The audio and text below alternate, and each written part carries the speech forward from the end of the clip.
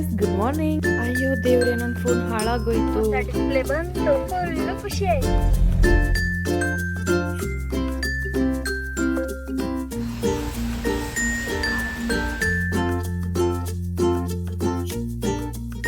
ವಯಸ್ಸಾಗಿರೋರು ಎಲ್ಲಿರ್ತಾರ ಅಲ್ಲಿ ನಿಲ್ಲಿಸ್ತೀವಿ. Hello guys, good morning. Welcome to my channel. ಎಲ್ಲರೂ ಹೇಗಿದ್ದೀರಾ? ನಾನಂತೂ ಚೆನ್ನಾಗಿದ್ದೀನಿ ಆ್ಯಂಡ್ ನೀವು ಕೂಡ ತುಂಬ ಚೆನ್ನಾಗಿರ್ತೀರಾ ಅಂತ ಅನ್ಕೊತೀನಿ.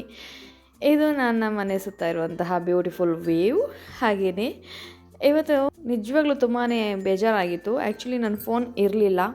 ನನ್ನ ಫೋನ್ಗೆ ಅಪ್ಡೇಟ್ ನೋಟಿಫಿಕೇಷನ್ ಬಂತು. ಸೊ ಹಾಗಾಗಿ ಅಪ್ಡೇಟ್ ಮಾಡಿದೆ. ಅಪ್ಡೇಟ್ ಮಾಡಿದ್ಮೇಲೆ ನಿಜವಾಗ್ಲೂ ಶಾಕ್ ಆಯಿತು. ಈ ರೀತಿ ಲೈನ್ಸ್ ಬಂದುಬಿಡ್ತು. ಸೊ ತುಂಬಾ ಬೇಜಾರಾಯಿತು. ಸ್ವಿಚ್ ಆನ್ ಮಾಡಿ ಸ್ವಿಚ್ ಆಫ್ ಮಾಡಿ ಎಲ್ಲ ತುಂಬಾ ಟ್ರೈ ಮಾಡಿದೆ, ಆಗಲೇ ಇಲ್ಲ. ಅದಾದಮೇಲೆ ಮತ್ತೆ ಪುನಃ ಅವ್ರದ್ದೇ ಸರ್ವಿಸ್ ಸೆಂಟರ್ಗೆ ಕಾಲ್ ಮಾಡಿದಾಗ ನಮ್ಮದೇ ಬಗ್ಸ್ ಇದ್ದಿದ್ದರಿಂದ ಈ ರೀತಿ ಪ್ರಾಬ್ಲಮ್ ಆಗಿದೆ. ಇಟ್ಸ್ ಓಕೆ, ಡೋಂಟ್ ವರಿ, ತೊಗೊಂಡು ಬನ್ನಿ, ನಾವು ಸರಿ ಮಾಡಿಕೊಡ್ತೀವಿ ಅಂತ. ಸೊ ಇಲ್ಲಿ ಮಡಿಕೇರಿಯಲ್ಲಿ ಕೇಳಿದ್ವಿ, ಬಟ್ ಇಲ್ಲಿ ಆಗಲ್ಲ ಅಂತ ಹೇಳಿದ್ರು. ಹಾಗಾಗಿ ಮೈಸೂರಿಗೆ ಹೋಗಬೇಕಾಯಿತು. ಮೈಸೂರಿಗೆ ಹೋಗಿ ಕೊಟ್ಟಿದ್ವಿ. ಈಗ ಮತ್ತೆ ಅದನ್ನು ಇಸ್ಕೊಂಡು ಬರೋದಕ್ಕೆ ಅಂತ ಹೋಗ್ತಾ ಇದ್ದೀವಿ. ಸರ್ವಿಸ್ ಆಯಿತು. ನನ್ನ ಫೋನ್ಗೆ ಹೊಸ ಬ್ಯಾಟ್ರಿ ಬಂತು, ಹೊಸ ಡಿಸ್ಪ್ಲೇ ಬಂತು, ಫುಲ್ಲು ಖುಷಿ ಆಯಿತು. ಇನ್ನು ಮಾತ್ರ ಅಪ್ಡೇಟ್ ಮಾಡೋಕ್ಕೆ ಭಯ ಆಗುತ್ತಪ್ಪ ನನಗೆ. ಅದೊಂದು ಖುಷಿ ಆಯ್ತಪ್ಪ. ಅವರೇನೆ ತಗೊಂಡು ನಮ್ಮಿಂದನೇ ತಪ್ಪಾಗಿದ್ದು ನಾವೇ ಮಾಡ್ಕೊಡ್ತೀವಿ ಸರಿ ಅಂತ ಹೇಳ್ಬಿಟ್ಟು ಮಾಡಿಕೊಟ್ರಲ್ಲ. ಅದೇ ಅದೇ 500 ರೂಪಾಯಿ ಲೇಬರ್ ಚಾರ್ಜ್ ಕೊಡಬೇಕು. ಎಲ್ಲಿ ಹೋಯ್ತು ಇದ್ರದ್ದು ಬಿಲ್ಲು? ಪಾಕೆಟಲ್ಲ. 500 ರೂಪಾಯಿಗೆ ಬ್ಯಾಟ್ರಿನೇ ಬರೋದಿಲ್ಲ. ಎಷ್ಟು ಬ್ಯಾಟ್ರಿ? ಬ್ಯಾಟ್ರಿಗೆ 2,000 ರೂಪಾಯಿ ಇರುತ್ತೆ. ಬ್ಯಾಟ್ರಿ 2.5, ಡಿಸ್ಪ್ಲೇ ಹಾಕಿಸ್ಕೊಳಕ್ಕೆ ಒಂದು 9,000, 1,200 ರೂಪಾಯಿ ಹಾಕೊಟ್ಟಿದ್ದೀವಿ. ಒಂದು 12,000 ರೂಪಾಯಿ ಖರ್ಚಾಗೋದಕ್ಕೆ ನಮ್ದೀಗ 500 ರುಪೀಸ್ ಆಯಿತು. ಅಂದರೆ ಅವ್ರದ್ದೇನೆ ಸಾಫ್ಟ್ವೇರ್ ಅಪ್ಡೇಟ್ ಮಾಡೋದ್ರಿಂದ ಇದ್ದಿದ್ದು ಪ್ರಾಬ್ಲಮ್, ಬಗ್ಸ್. ಅದೇ ಏನೋ ಶಾರ್ಟ್ ಆಗಿರೋದು ಅನ್ಸುತ್ತೆ, ಅದಕ್ಕೆ ಬ್ಯಾಟ್ರಿ ಕಿಟ್ ಚೇಂಜ್ ಮಾಡಿರೋದು. ಅದೇ ನೆಕ್ಸ್ಟ್ ಇಂದ ಏನೋ ಆಗುತ್ತೆ ಅಂದ್ಬಿಟ್ಟು ಬ್ಯಾಟ್ರಿ ಎಲ್ಲ ಚೇಂಜ್ ಮಾಡಿಕೊಟ್ಟಿದ್ರು. ಜಸ್ಟ್ ಡಿಸ್ಪ್ಲೇಗೆ ಅಂತ ಕೊಟ್ಟಿದ್ದು, ಬ್ಯಾಟ್ರಿನೂ ಎಲ್ಲ ರೀಪ್ಲೇಸ್ಮೆಂಟ್ ಆಗಿದೆ ನಮಗೆ. ನಾವು ಕೊಡಗಿಂದ ಮೈಸೂರಿಗೆ ಬಂದು ಅಲ್ಲಿಂದ ಫೋನ್ನ ಕಲೆಕ್ಟ್ ಮಾಡ್ಕೊಂಡ್ವಿ. ಅದಾದಮೇಲೆ ತುಂಬಾ ಹೊಟ್ಟೆ ಹಶ್ವೋದಕ್ಕೆ ಶುರುವಾಗೋಯಿತು. ಹಾಗಾಗಿ ಒಂದೊಳ್ಳೆ ಊಟ ಮಾಡೋಣ ಅಂತ ಹೇಳ್ಬಿಟ್ಟು ಹನುಮಂತು ಮೆಸ್ನ ನಾವು ಹುಡ್ಕೊಂಡು ಬಂದ್ವಿ. ಅಲ್ಲಿ ನಾವು ತಿಂದಿದ್ದು, ನನ್ನ ಲೈಫಲ್ಲೇ ಫಸ್ಟ್ ಟೈಮ್ ನಾನು ತಲ್ಕಾಲ್ ಸೂಪ್ನ, ಕಾಲ್ ಸೂಪ್ ಆ್ಯಕ್ಚುಲಿ ಆರ್ಡ್ರ್ ಮಾಡಿದ್ದು. ನಿಜವಾಗ್ಲೂ ನನಗೆ ಇಷ್ಟ ಆಗಲಿಲ್ಲ. ಆ್ಯಕ್ಚುಲಿ ಟೇಸ್ಟ್ ಚೆನ್ನಾಗಿರಲಿಲ್ಲ.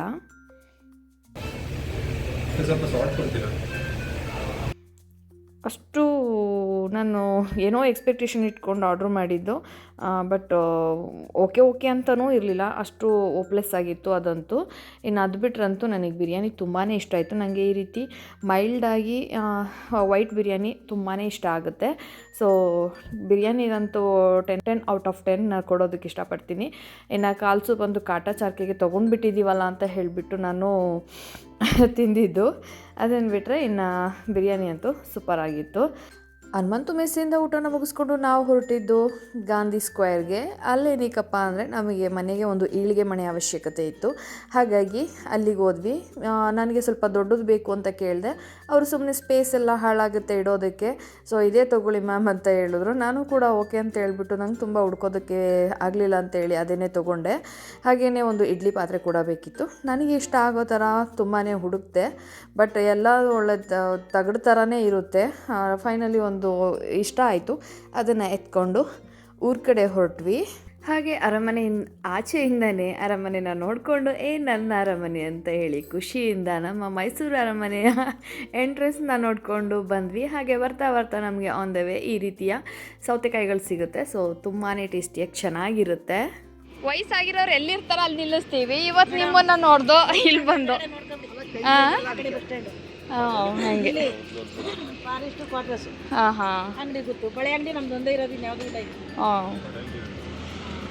ಇದೇನಿದು ದಾಸವಾಳಗಳು ನೀವು ಕಡ್ಡಿ ಚುಚ್ಬಿಟ್ಟು ನಿಲ್ಸಿರೋದ ಸುಮ್ಮನೆ?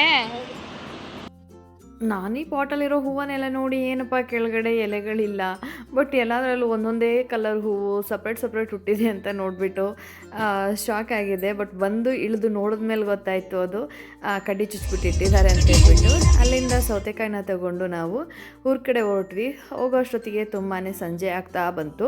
ಹಾಗೆಯೇ ಅಕ್ಕನ ಮನೆ ಕನ್ಸ್ಟ್ರಕ್ಷನ್ ನಡೀತಾ ಇತ್ತು. ಅಲ್ಲಿ ಹೋದ್ವಿ. ಅಲ್ಲಿ ಹೋಗೋದಕ್ಕೆ ರೀಸನ್ ಏನಂದರೆ ಅಕ್ಕ ತರಕಾರಿನೆಲ್ಲ ಕುಯ್ದಿಟ್ಟಿದ್ರು, ಹಾಗೆ ಬಂದು ತೊಗೊಂಡೋಗಿ ಅಂತ ಹೇಳಿದ್ರು. ಮನೆ ತೋರಿಸ್ತೀರಾ? ಕಾಣಿಸ್ತಾ ಇಲ್ಲ, ನಿಮ್ಮ ಮುಖನೇ ಕಾಣಿಸ್ತಾ ಇಲ್ಲ. ಸ್ಕೆಚ್ ಬನ್ನಿ ಇದೆ.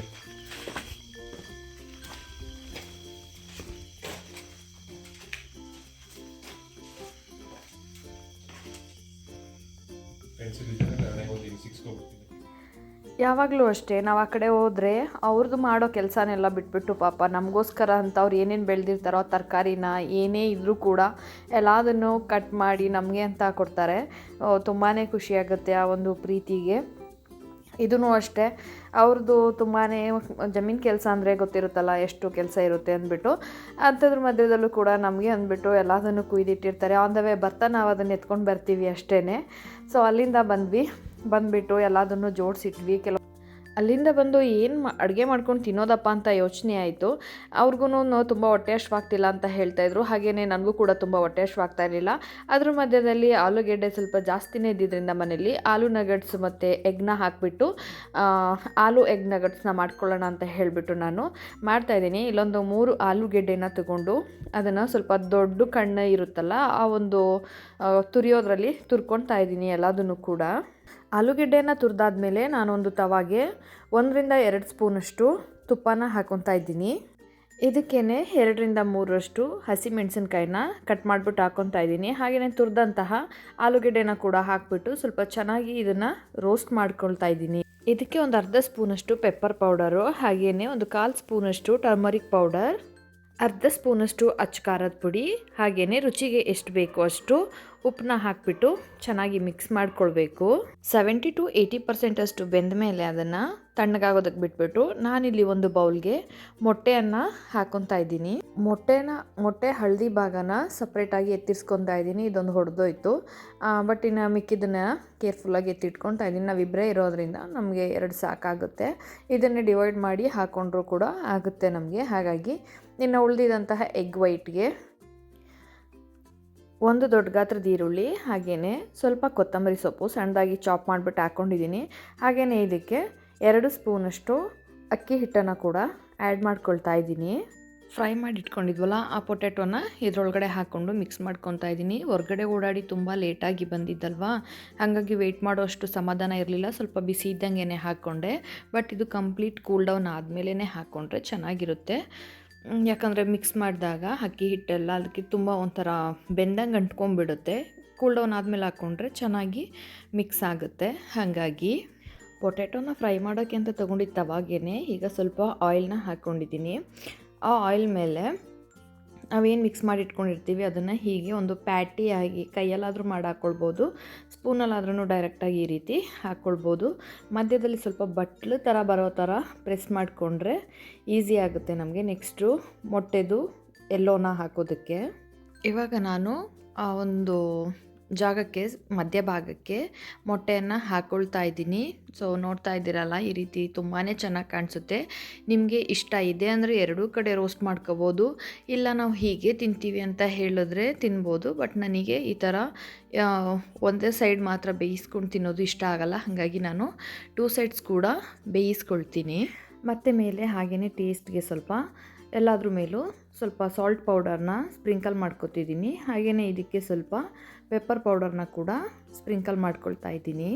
ಅನ್ನೋಯಿಂಗ್ಲಿ ನಾನು ಈ ಒಂದು ರೆಸಿಪಿಯನ್ನು ಮಾಡಿಕೊಂಡೆ. ಬಟ್ ಇದು ನನಗೆ ನಾನು ಪ್ರೆಗ್ನೆಂಟ್ ಅಂತ ಗೊತ್ತಾಗೋದಕ್ಕೂ ಒಂದು 15 ಡೇಸ್ ಹಿಂದಿನ ಒಂದು ಲಾಗ್ ಆಗಿರುತ್ತೆ. ಹೀಗೆ ಒಂದು ಸೈಡ್ ಬೆಂದಮೇಲೆ ಹಾಕ್ಕೊಳ್ತಾ ಇದ್ದೀನಿ. ಬಟ್ ಪ್ರೆಗ್ನೆನ್ಸಿ ಟೈಮಲ್ಲಿ ತುಂಬಾ ಇಂಪಾರ್ಟೆಂಟ್ ಮೊಟ್ಟೆ ಆ್ಯಂಡ್ ಪೊಟ್ಯಾಟೊ ಕೂಡ. ಈ ಒಂದು ರೆಸಿಪಿಯನ್ನು ಆಫ್ ಬಾಯ್ಲ್ ಥರ ಇದೇ ಥರ ತಿನ್ನೋದಕ್ಕೂ ಕೂಡ ಇಷ್ಟಪಡ್ತಾರೆ ತುಂಬ ಜನ. ಬಟ್ ನನಗಿಷ್ಟ ಇಲ್ಲದೆ ಇರೋದ್ರಿಂದ ನಾನು ಕಂಪ್ಲೀಟ್ ಎರಡೂ ಕಡೆ ಬೇಯಿಸ್ಕೊಳ್ತಾ ಇದ್ದೀನಿ. ನೋಡ್ತಾ ಇದ್ದೀರಾ ಅಲ್ವಾ, ಹೆಲ್ದಿಯಾಗಿರುವಂತಹ ಎಗ್ ಆ್ಯಂಡ್ ಆಲೂ ನಗೆಟ್ಸ್ ರೆಡಿಯಾಗಿದೆ. So healthy and tasty. ಇದನ್ನು ಟೊಮೆಟೊ ಕೆಚಪ್ ಜೊತೆ ತಿನ್ಬೋದು, ಇಲ್ಲಾಂದರೆ ಗ್ರೀನ್ ಚಟ್ನಿಯನ್ನು ಪುದೀನ ಚಟ್ನಿ ಮಾಡ್ಕೊಂಡು ಕೂಡ ತಿನ್ಬೋದು. ಐ ಹೋಪ್ ನಿಮಗೆ ಈ ಒಂದು ವಿಡಿಯೋ ಇಷ್ಟ ಆಗಿದೆ ಅಂತ ಅಂದ್ಕೊತೀನಿ. Thank you so much. Actually ಈ ವಿಡಿಯೋನ ಮಾಡೋದಕ್ಕೆ ಇಂಟ್ರೆಸ್ಟ್ ಇರಲಿಲ್ಲ. ಏನಕ್ಕೆ ಮಾಡಿದೆ ಅಂದರೆ ನಾನು ಪ್ರೆಗ್ನೆನ್ಸಿಗೂ ಮುಂಚೆ ಒಂದು 15 ಡೇಸ್ ಹಿಂದೆ ಹೇಗಿದ್ದೆ ಅನ್ನೋದು ಕೂಡ ಇದರಲ್ಲಿ ಒಂದು ಬ್ಯೂಟಿಫುಲ್ ಮೆಮೊರಿ. ಆ್ಯಂಡ್ ಹಾಗೆಯೇ ಈ ಒಂದು ರೆಸಿಪಿಯನ್ನು ಮಾಡಿದ್ನಲ್ವ, ಹಾಗೆ ನಿಮ್ಮ ಜೊತೆ ಶೇರ್ ಮಾಡ್ಕೊಳ್ಬೇಕು ಅಂತ ಅನ್ನಿಸ್ತು. ಹಾಗಾಗಿ ಆ್ಯಂಡ್ ಈ ಒಂದು ವಿಡಿಯೋ ಇಷ್ಟ ಆಗಿದರೆ ಲೈಕ್ ಮಾಡೋದನ್ನ ಮಾತ್ರ ಮರಿಬೇಡಿ. Thank you so much for watching my video. Love you.